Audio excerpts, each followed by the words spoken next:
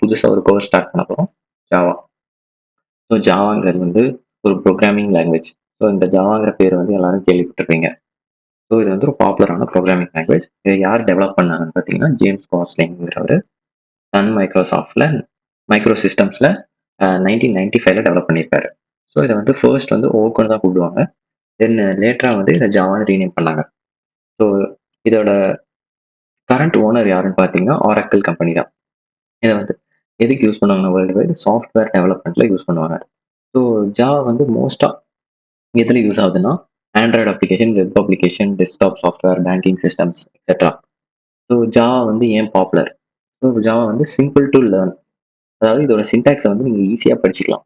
இதில் வந்து நிறையா ஈஸியாக தான் இருக்கும் சின்டாக்ஸ்லாம். அண்ட் இதில் வந்து பார்த்தீங்கன்னா ஆப்ஜெக்ட் ஓரியன்ட் கான்செப்ட்ஸ் நிறையா இருக்கும். ஸோ ஜாவாங்கிறது வந்து பார்த்தீங்கன்னா ஆப்ஜெக்ட் ஓரியன்ட் லாங்குவேஜ் தான். இதில் வந்து லைக் இன்ஹெரிட்டன்ஸ், என்கேப்சுலேஷன், அப்ஸ்ட்ராக்ஷன் இதை பற்றிலாம் போக போகிற கோர்ஸில் வந்து பார்க்கலாம். ஸோ இது வந்து செக்யூரான ஒரு லாங்குவேஜ். அண்ட் இது வந்து பிளாட்ஃபார்ம் இண்டிபெண்டன்ட்.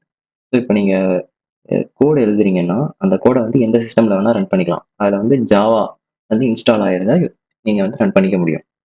ஸோ ஏன் காலேஜ் ஸ்டூடெண்ட்ஸ் இதை லேர்ன் பண்ணுன்னா, காலேஜ் சிலபஸில் நிறையா வரும். அண்ட் இது பிளேஸ்மெண்ட் செல்ஸில் வந்து இம்பார்ட்டன்ட் சொல்லுவாங்க. ஸோ லேப் எக்ஸாம்ஸ்க்கும் யூஸ் ஆகும். ஸோ இப்போ வந்து நம்ம ஒரு சிம்பிள் ஜாவா ப்ரோக்ராம் பற்றி பார்க்கலாம். ஸோ நீங்கள் வந்து ஏதாவது ஒரு ஐடிஇ டவுன்லோட் பண்ணிக்கணும். அண்ட் நீங்கள் ஜாவா வந்து இன்ஸ்டால் பண்ணிக்கணும். ஸோ இப்போ வந்து நான் வந்து ஒரு சிம்பிளாக ஒரு ப்ரோக்ராம் தான் எழுத போகிறேன். ஸோ கிளாஸ் ஹலோ, நீங்கள் இங்கே கிரியேட் பண்ணுற கிளாஸோட பேரும் அண்ட் நீங்கள் ரெடி பண்ணுற ஃபைல் நேம் இருக்கும் பார்த்தீங்களா, அதுவும் சேமாக இருக்கணும். எந்த மெயின் கிளாஸில் நீங்கள் வந்து கோட ரன் பண்ண போகிறீங்களோ அந்த பேரும் உங்கள் ஃபைல் நேமும் சேமாக இருக்கணும். ஸோ இந்த கிளாஸுங்கிறது என்னென்னா, ஒரு கிளாஸை வந்து ரெடி பண்ணுறதுக்கான கீவேர்டு ஜாவாவில். கிளாஸ்க்கு அப்புறம் வர நேம் பார்த்தீங்கன்னா உங்களுக்கு கிளாஸோட பேர்.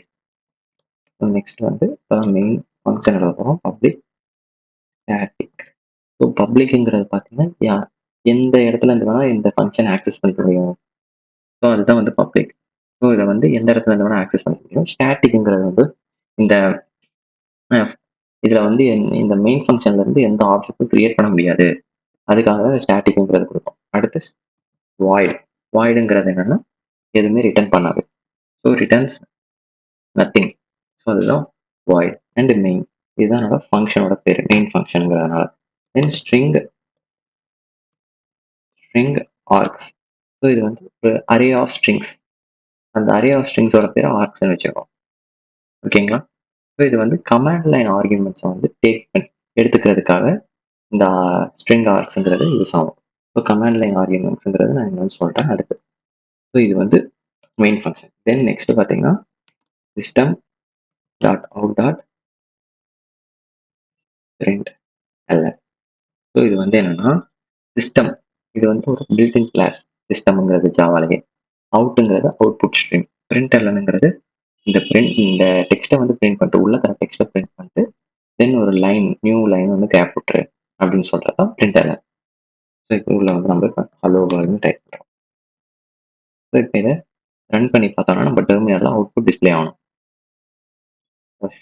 செமிகாலன் லாஸ்ட்ல எப்பவுமே செமிகாலன் வச்சு. இங்கே பார்த்தீங்களா ஹலோ வேர்ல்டுன்னு டிஸ்பிளே ஆயிருக்கு. பேசிக் ப்ரோக்ராம் எழுதுறதுக்கு இப்போ உங்களுக்கு தெரிஞ்சிருக்கும். ட்ரை பண்ணி பாருங்க. தேங்க்யூ.